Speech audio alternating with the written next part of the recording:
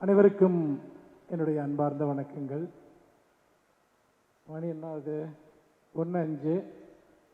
1:30 மணிக்கு லஞ்ச் பிரேக்குன்னு சொல்லியிருக்காங்க. அந்த 1:30 மணிக்கு மேலே யார் பேசினாலும் யாரையும் தடுத்து நிறுத்த முடியாதுன்னு எனக்கு தெரியும். அதனால் அந்த 1:30 மணிக்குள்ளார சில கருத்துக்களை உங்களிடம் நான் பகிர்ந்து கொள்வதற்காக வந்திருக்கிறேன். முதலில் உங்கள் எல்லோரையும் பார்க்கிற போது ஒரு மிகப்பெரிய அளவிற்கு மகிழ்ச்சியும் உற்சாகமும் ஏற்படுகிறது. ஏன்னா நீங்கள்லாம் காமன் ஆடியன்ஸ் கிடையாது.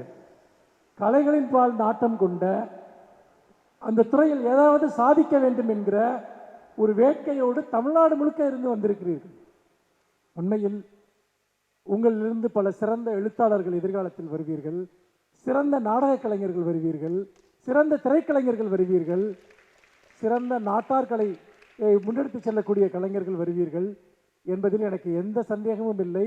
உங்களை போன்ற மாணவர்களுக்காக தொடர்ந்து பயிலரங்குகளை நடத்தி கொண்டிருப்பவன் என்ற முறையில் இவ்வளவு பெரிய ஒரு கேதரிங், அதற்காக நம்முடைய ஆயுதிராவிடர் மற்றும் பழங்குடியினர் நலத்துறைக்கும் தாட்கோவிற்கும் முதலில் நெஞ்சார்ந்த வணக்கங்களையும் நன்றிகளையும் தெரிவித்துக் கொள்கிறேன். இங்கே நம்முடைய செக்ரட்டரி மேம் வந்திருக்காங்க, கந்தசாமி சார் வந்திருக்காங்க. அவர்களெல்லாம் இதை முன்னெடுத்து செய்வது, ஒரு அரசு துறைக்குள்ளாக இதை செய்வது என்பது எவ்வளவு சவாலானது என்பது எனக்கு தெரியும். ஆனால் அவர்கள் இதை வெற்றிகரமாக இங்கே நடத்தி கொண்டிருக்கிறார்கள். இது மற்றவர்களுக்கும் ஒரு எடுத்துக்காட்டாக இருக்கும். மற்ற துறைகளைச் சேர்ந்தவர்களுக்கும் இது போன்ற நம்முடைய தமிழ் மரபோடும் பண்பாட்டோடும் கலைகளோடும் இணைந்த விஷயங்களை செய்ய வேண்டும் என்பதற்கான ஒரு உந்துதலை கொடுக்கக்கூடியதாக இந்த நிகழ்ச்சியை இங்கே ஏற்பாடு செய்திருக்கிறார்கள். நண்பர்களே, இங்கே நிறைய எழுத்தாளர்கள், சிந்தனையாளர்கள் இந்த 3 நாளும் உங்களுக்கு பயிற்சி அளிக்க இருக்கிறார்கள். இது ஒரு மகத்தான வாய்ப்பு. வெவ்வேறு துறை சார்ந்து அதை நீங்கள் முழுமையாக பயன்படுத்தி கொள்ள வேண்டும் என்று கேட்டுக்கொள்கிறேன். இங்கே எனக்கு முன்னால் தமிழின் மிகவும் தலை சிறந்த கவிஞர்கள் ஒருவரான சுகீதராணி இருக்கிறார். இன்னும் பல ஆளுமைகள் இங்கே இருக்கிறார்கள். இவர்கள் எல்லோரும் உங்களுக்கு ஒரு மிகப்பெரிய நெறிப்படுத்துதலை இந்த 3 நாளும் அளிக்கிறார்கள் என்பது உண்மையில் அடுத்த தலைமுறை கலைஞர்களை, சிந்தனையாளர்களை, எழுத்தாளர்களை உருவாக்குவதற்கான ஒரு மிகப்பெரிய துவக்கமாக நான் இதை பார்க்கிறேன். சரி, இந்த நிகழ்ச்சியின் மூலமாக நீங்கள் எதை பெற விரும்புகிறீர்கள், எதை அடைய விரும்புகிறீர்கள்? எங்கெல்லாம் தொலைதூரத்தில் இருந்தெல்லாம் வந்திருக்கிறீர்கள். உங்கள் எல்லோருக்குள்ளும் உங்களை பற்றி ஒரு கனவு இருக்கும், இந்த சமூகத்தை பற்றி ஒரு கனவு இருக்கும், உங்கள் வாழ்க்கையை பற்றி ஒரு கனவு இருக்கும். ஏதோ படித்துவிட்டு ஏதோ வேலைக்கு செல்வோம் என்று நினைக்கக்கூடிய யாரும் இங்கே வரவில்லை. ஏதோ ஒரு தன்னுடைய சொந்த வாழ்க்கையை எப்படியோ அமைத்து கொண்டால் போதும் என்று நினைப்பவர்கள் இங்கே வரவில்லை. மாறாக உங்களுக்குள் இருக்கிற ஒரு கலைஞனை கண்டுபிடிப்பதற்காக இங்கே வந்திருக்கிறீர்கள். அவரை எப்படி உருவாக்கி கொள்வது என்பதை கண்டுபிடிப்பதற்காக இங்கே வந்திருக்கிறீர்கள். இப்படி தங்களுடைய இளம் வயதில் நீங்கள் பார்த்தீர்கள் என்றால், இங்கே இந்த நிகழ்ச்சியினுடைய இந்த ஒரு ஒருங்கிணைப்பாளராக இங்கே செயல்பட்டு கொடுக்கக்கூடிய அருண், தம்பி அருண், அவர் இந்த நிகழ்ச்சிக்காக எத்தனை முறை என்னை தொடர்பு கொண்டிருப்பார் என்று தெரியாது.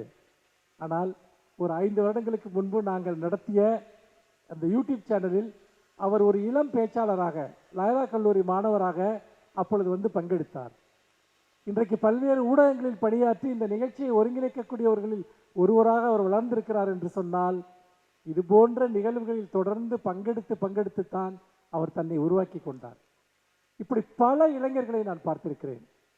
பல இளைஞர்கள் மிகப்பெரிய உத்வேகத்தோடு தங்களுக்கு ஏதாவது பற்றி கொள்வதற்கு ஒரு பற்றுக்கோடு கிடைத்தால் அதை பற்றி கொண்டு மேலே வந்து விடலாம் என்று தமிழ்நாட்டின் மூலைமுடுக்கெல்லாம் இருக்கக்கூடிய கிராமங்களிலிருந்து, வெளிச்சப்படாத இடங்களிலிருந்து, எந்த வாய்ப்புகளும் மற்ற இடங்களிலிருந்து நீங்கள் வந்திருக்கிறீர்கள்.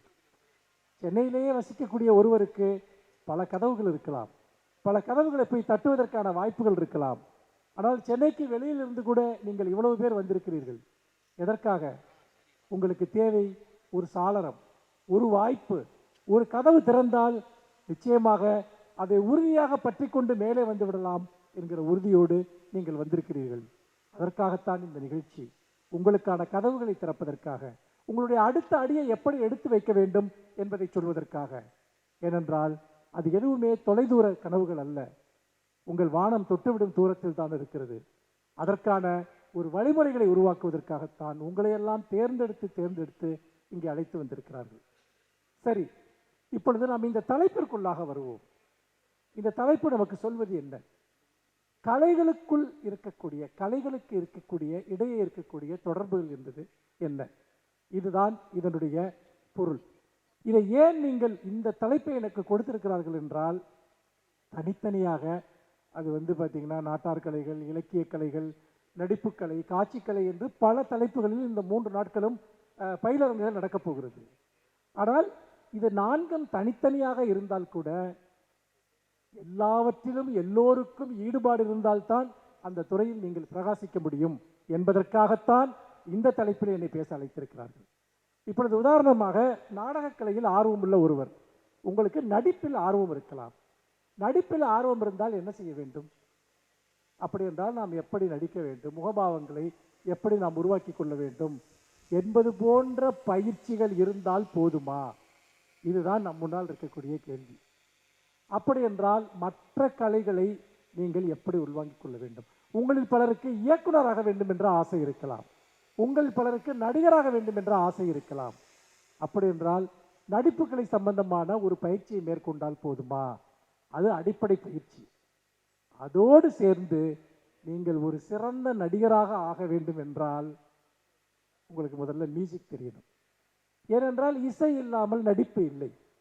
அப்படி என்றால் இசைக்கலைக்கு தனியே ஒரு அமர்வு அல்லது ஒரு நடக்கிறது என்று சொன்னால், நடிகராக வேண்டும் என்று நினைக்கக்கூடிய ஒருவர் நம்முடைய மேற்கத்திய இசை, நாட்டார் இசை மற்றும் நம்முடைய சாஸ்திரிய சங்கீதம் என்று சொல்லக்கூடிய அனைத்து கலைகளினுடைய அடிப்படைகளையும் அது சார்ந்த பயிற்சிகளையும் நீங்கள் கற்றுக்கொண்டால்தான், இன்றைக்கு யாரெல்லாம் மிகச்சிறந்த நடிகர்களாக இருக்கிறார்கள் என்று பார்த்தீர்கள் என்றால், அவர்கள் நடிகராக வேண்டும் என்று நடிப்பு பயிற்சி பெற்றிருப்பார்கள்.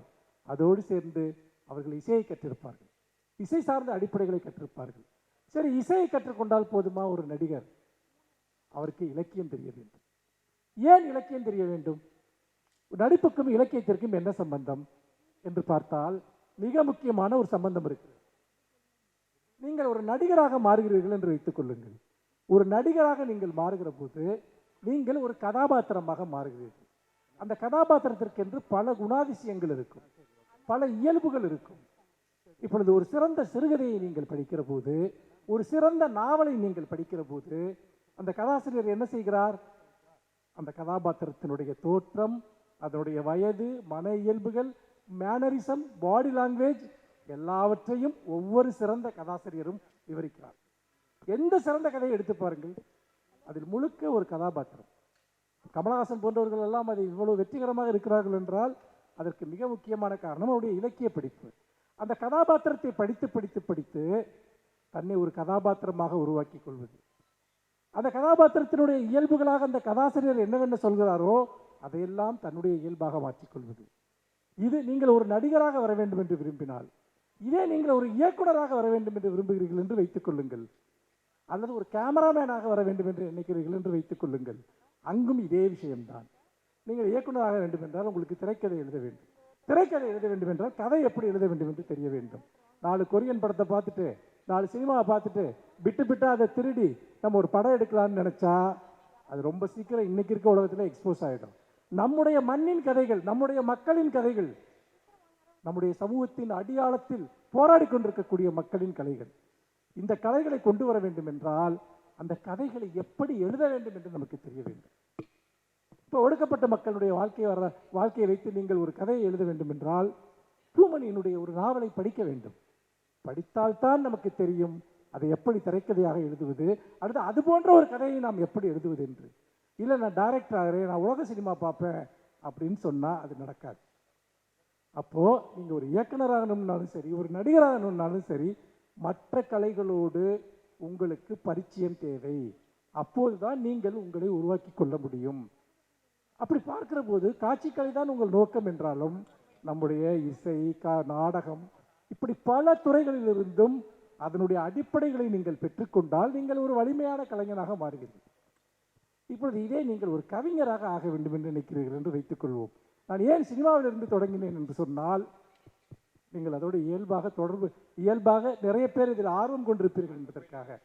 நீங்கள் ஒரு சிறந்த கவிஞராக மாற வேண்டும் அல்லது ஒரு சிறந்த கதாசிரியராக மாற வேண்டும், ஏன் ஒரு சிறந்த மேடை பேச்சாளராக ஆக வேண்டும் என்றால் என்ன செய்ய வேண்டும்? இது ஒரு கேள்வி. அப்படி உதாரணமாக நிறைய பேருக்கு மேடையில் பேசணும்னு ஆசை இருக்கும். இப்போ ஒருத்தர் கூட இப்போ கேள்வி கேட்குறப்போ கிட்டத்தட்ட ஒரு குட்டி சொற்பொழிவையே இங்கே ஆற்றுகிறார்.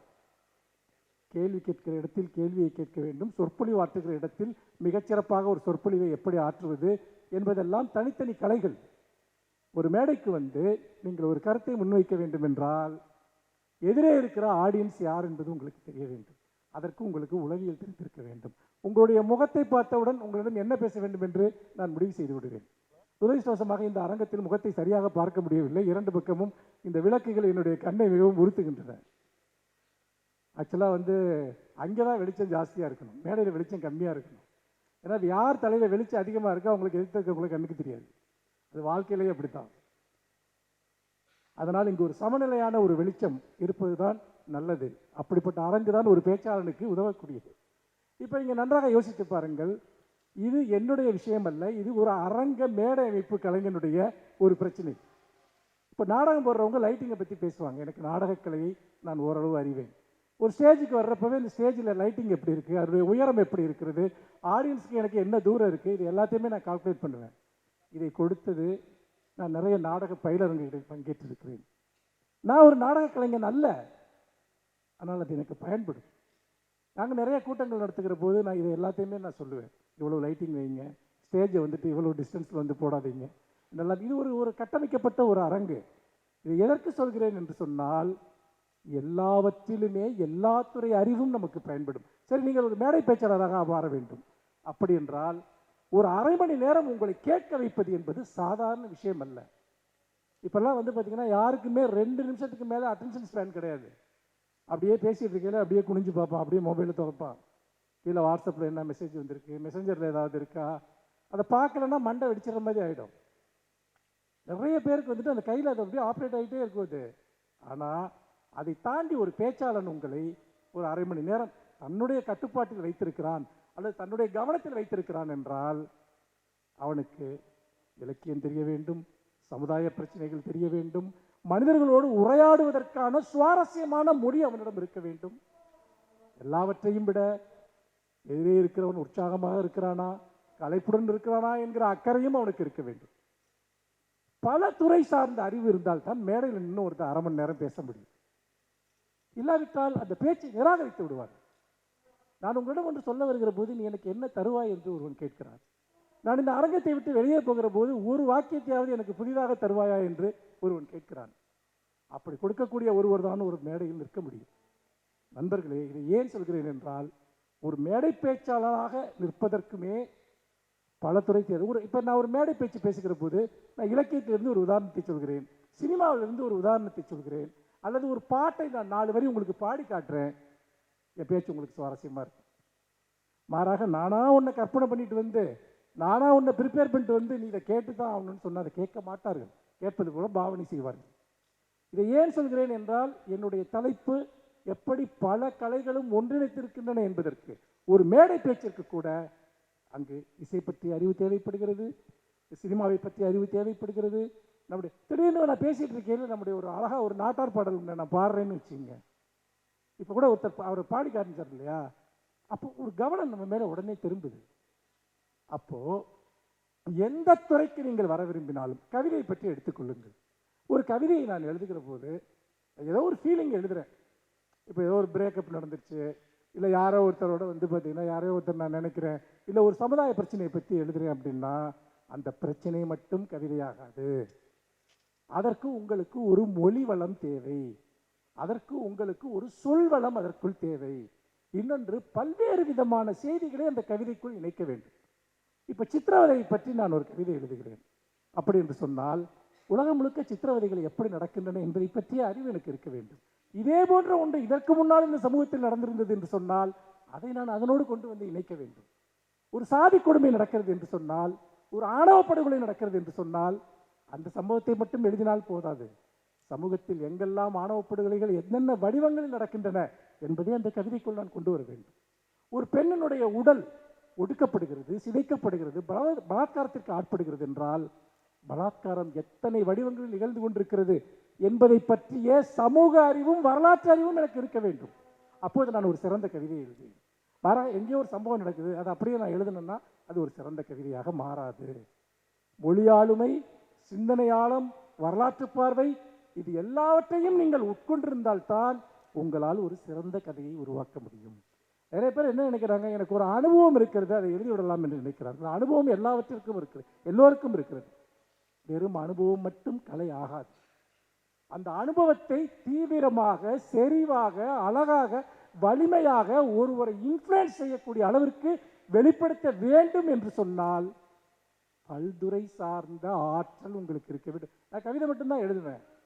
ஆனால் நான் உலக சினிமா பார்த்தால்தான் எனக்கு ஒரு படிமத்தை, ஒரு காட்சியை எப்படி கவிதைக்குள் கொண்டு வர முடியும் என்று எனக்கு தெரியும். ஒரு உதாரணம் சொல்கிறேன். பைசைக்கிள் தீவ்ஸுங்கிற படம் யாராவது பார்த்துருக்கீங்களா? Very good. பைசைக்கிள் தீவ்ஸில் வந்து அவங்க அப்பா வந்து, அந்த பையனோட அப்பா சைக்கிள் திருடினப்போ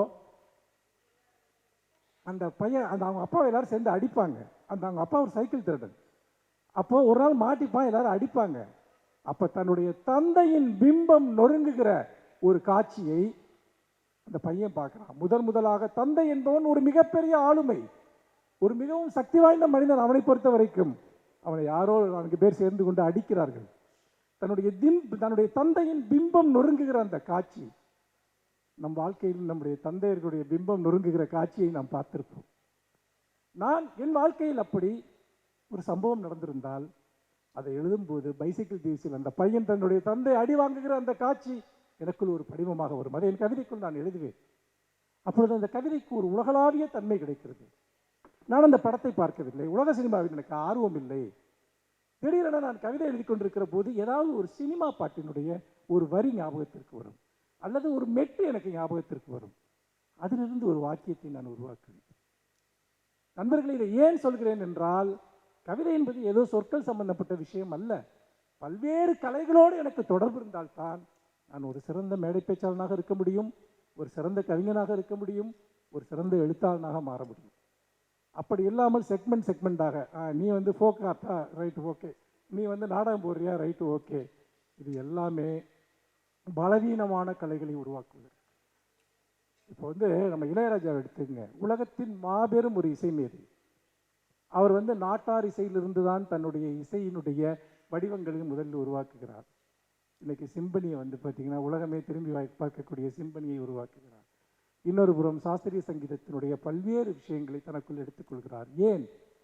ஒரு கலைஞன் என்பவன் எல்லா கலைகளினுடைய சாரத்தையும் தனக்குள் உள்வாங்க வேண்டும். எதுவுமே அவனுக்கு ஆகாதது என்று ஒன்றுமில்லை, எதுவுமே அவனுக்கு வேண்டாதது என்று ஒன்றுமில்லை. எல்லா கலைகளோடும் உறவாட வேண்டும், எல்லாவற்றையும் பேச வேண்டும், ஓவியத்தை பற்றி தெரிந்திருக்க வேண்டும். ஏன் ஓவியங்கள் நமக்கு வந்து அதை புரிந்து கொள்ளாத வரைக்கும் வெறும் கோடுகளாக தெரிகின்றன. ஆனால் வெறும் கோடுகள் சிலர் வரைகிற போது மட்டும் எப்படி நம்முடைய கண்களை ஈர்க்கிறது என்றைக்காவது நாம் யோசித்திருக்கிறோமா? அந்த ஓவியத்தை பார்த்து கொண்டே இருக்க வேண்டும் என்று நமக்கு ஏன் தோன்றுகிறது?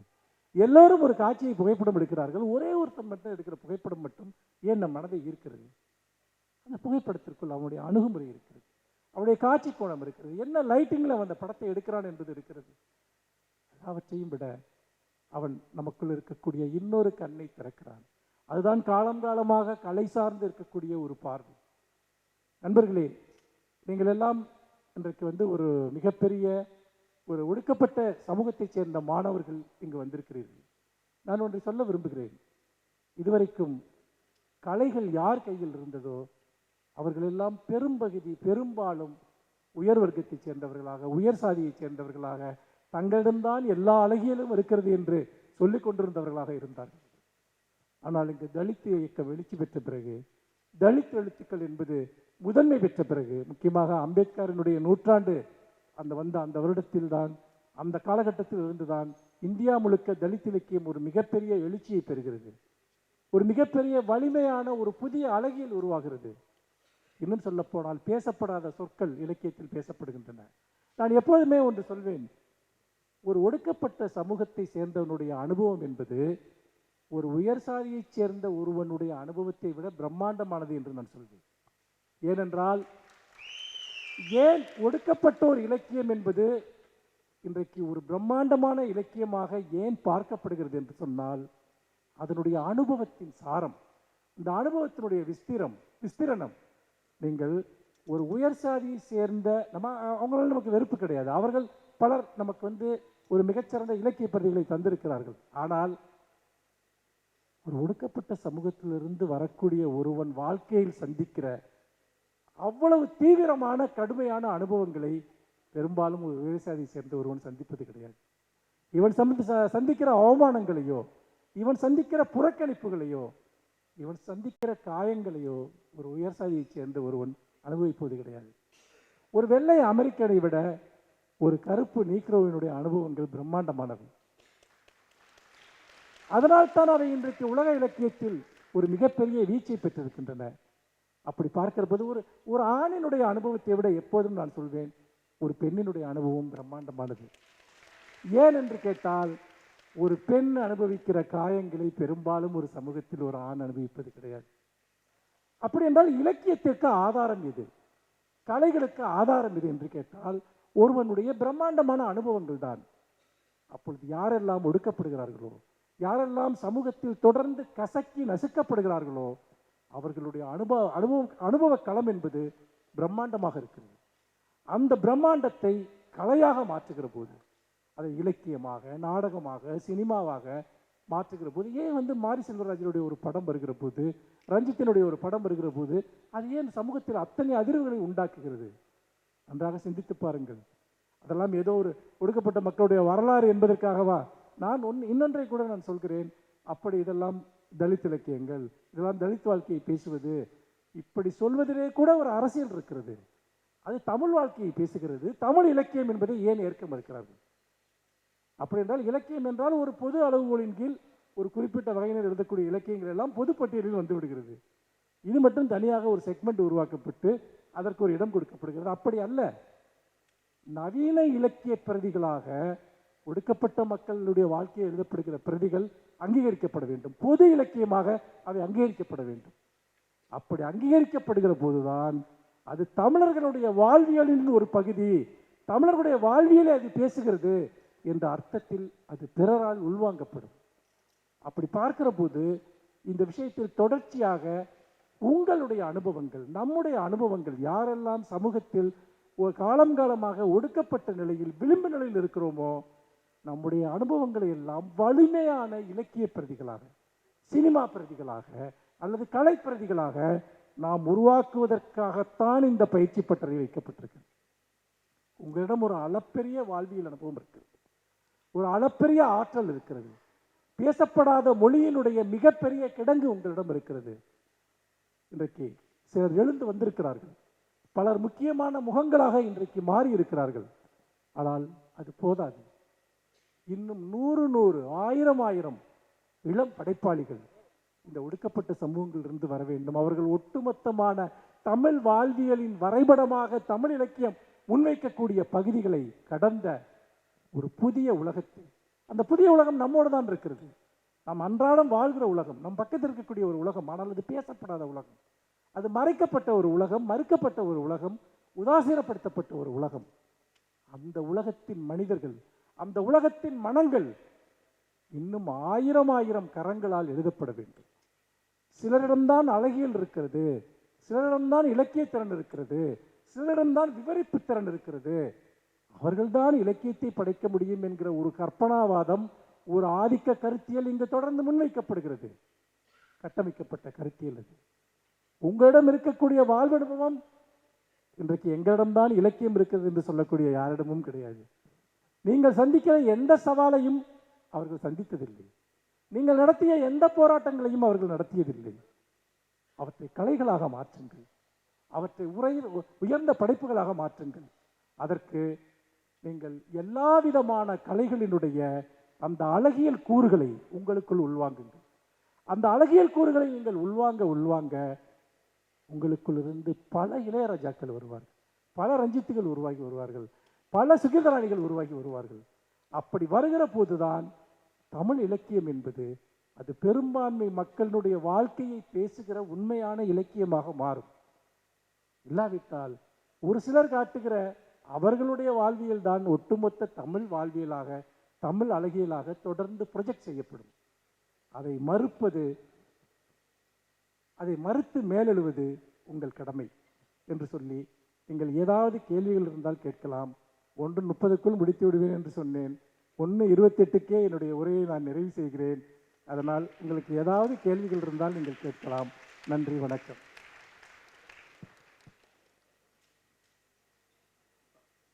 சார் சார் இங்கே இருக்கு. ஃபர்ஸ்ட் ஆஃப் ஆல் நான் உங்களை இங்கே பார்ப்பேன்னு நினச்சே பார்க்கல. பிகாஸ் நான் உங்களோட ரசிகன் சொல்ல மாட்டேன். உங்களோட வரிகளில் அந்தளவுக்கு ஒரு தாக்கத்தை அனுபவித்த ஒரு சாதாரண மனுஷன். நான் வந்து உங்களை பல வருஷமாக பின்தொடர்ந்துட்டு இருக்கேன். உங்களோட வரிவுகள் அது இந்த சமூகத்துக்கு, இந்த மனித இனத்துக்கு அது என்ன சொல்ல வருது, அது ரொம்ப முக்கியமாக என்னோட தாய்மொழியில் அது என்ன சொல்ல வருது அப்படிங்கிறத நான் ரொம்ப அழகாக புரிஞ்சுக்குவேன். இதை நான் கேள்வி கேட்குற ஒரு செஷனாக மாற்றலை. நான் உங்களுக்கு நன்றி சொல்லிக்கிறேன். எல்லாரோட வாழ்க்கையிலும் இருக்கிற அதே கஷ்டங்கள் என்னோட வாழ்க்கையிலையும் இருக்குது. என்னோட தாயார் வந்து ஒரு இலங்கை தமிழர், ரொம்ப அழகான தமிழ் பேசக்கூடியவங்க. தமிழும் தாயும் எனக்கு ரெண்டுமே ஒன்று தான். அந்த மொழியிலிருந்து ரொம்ப ஆக்கப்பூர்வமான ஒரு அதிகார வர்க்கத்திற்கான எதிர்குரலாக உங்களோட வரிகளை நான் பார்க்குறேன். நான் உங்களோட நிறைய வரிகளை படிச்சிருக்கேன் சார். நிறையா அது எனக்கு ரொம்ப சப்போர்ட் பண்ணியிருக்கு. அதில் எனக்கு ரொம்பவும் முக்கியமான ஒரு வரி, எல்லாவற்றுக்கும் பழகிக்கொள்வோம். அது எனக்கு உண்மையாகவே கண்ணீர் வருது. ஏன்னா அது இங்கே எத்தனை பேர் அது படிச்சிருக்காங்கன்னு தெரியல. ஒரு வாழ்வியலோட யதார்த்தத்தை கடவுள் கூடயோ, மதம் கூடயோ, ஜாதி கூடயோ, மற்ற எந்த ஒரு உணர்வு கூடயும் ஒப்பிடாமல் நீங்கள்லாம் மனிதர்கள், உங்களால் எல்லாத்தையும் ஏற்றுக்க முடியும். உங்களுக்கு சில மூட நம்பிக்கைகள் இருக்கலாம், மத நம்பிக்கைகள் இருக்கலாம், அது உங்களை தடுக்கலாம். ஆனால் மனுஷனான நீங்கள் எல்லாருமே எல்லாத்துக்கும் பழகிக்கணும்னு சொன்ன அந்த ஒரு வரி ரொம்ப ஹிட் பண்ணிருச்சு சார். Thank you sir. நன்றி. ஒரு கலைஞனுக்கு இருக்கக்கூடிய ஒரு அடிப்படை பார்வை, பாரதிதாசனுடைய ஒரு வரி இருக்கிறது. அந்த வரியை டெய்லி ஒரு தடவையாவது நான் நினச்சிப்பேன். பாரடா பாரடா மனித பட்டாளம் என்று சொல்வார். இந்த உலகத்தையே ஒரு மிகப்பெரிய மனிதர்களை எல்லாம் ஒரு பெரிய மனித பட்டாளமாக பார்த்து அரவணைக்கிற அந்த ஒரு மேலான ஒரு பார்வையின் வழியாகத்தான் ஒரு கலைஞன் தனக்குள்ளிருந்து எழுந்து வருகிறான்.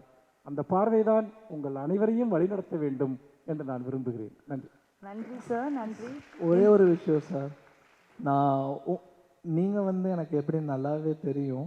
நான் கண்டிப்பாக உங்களை மாதிரி இந்த சமுதாயத்தை வழி நடத்துகிற, இந்த சமுதாயத்துக்கு தேவையான ஊக்கபூர்வமான விஷயங்களை பரப்புகிற ஒரு சாதாரண மனுஷனாக என்னோடய வாழ்க்கையை முடிப்பேன். நான் உங்களை தலைவராக பார்க்கல, மேதையாக பார்க்கல, அறிவாளியாக பார்க்கல. என்னை விட ஒரு சராசரி மனுஷன் இந்த அளவுக்கு யோசிக்க முடியும்னா என்னாலேயும் முடியும். நான் வழி நடத்துறவனாக இருப்பேன், பின்தொடர்பவனாக இருப்பேன். நம்மால் முடியும், அதை மட்டும் நம்புங்க. நம்மால் என்னால் உண்ணாதுங்கிறது எல்லாத்தையுமே விட்டுருங்க. எல்லோரும் சேர்ந்து நடப்போம் என்பதுதான் இது போன்ற ஒரு நிகழ்வினுடைய அடிப்படை உணர்வாக இருக்க வேண்டும். நன்றி. ரொம்ப ரொம்ப நன்றி சார். நன்றி. நன்றி மகிழ்ச்சி. தம்பி, உங்க பேர் என்னன்னு சொல்லுங்களேன், கொஞ்சம் பதிவு செய்யுங்க. என்னோட பெயர் கா ரமேஷ். நாங்க சொல்ல வேண்டியது எல்லாமே ரமேஷ் சொன்னதுனால எல்லாருடைய கைத்தட்டலும் உங்களுக்கு தான் போடணும் சார். ஐயா வணக்கம் சார். இந்த நிகழ்வுக்கும் வருகை தந்து உங்க அனுபவங்களையும் சிந்தனைகளையும் கருத்துக்களையும் எங்க கூட பகிர்ந்துக்கிட்டதுக்கு எங்களுடைய மனமார்ந்த நன்றிகளை தெரிவித்துக் கொள்கிறோம் சார். இப்பொழுது செக்ரட்டரி மேம் அண்ட் மேலாண்மை இயக்குனர் அவர்களை மேடைக்கு அன்புடன் அழைக்கிறோம்.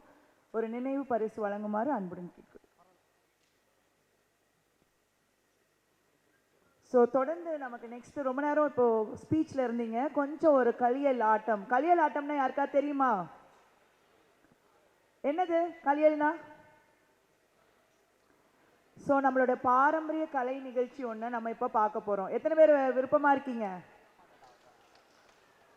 லஞ்ச் போகிறதுக்கு முன்னாடி நம்ம நல்லா ஒரு ஆட்டத்தோடு போனோம் இல்லையா? எல்லாம் சந்தோஷமாக இருக்கீங்களா இல்லையா?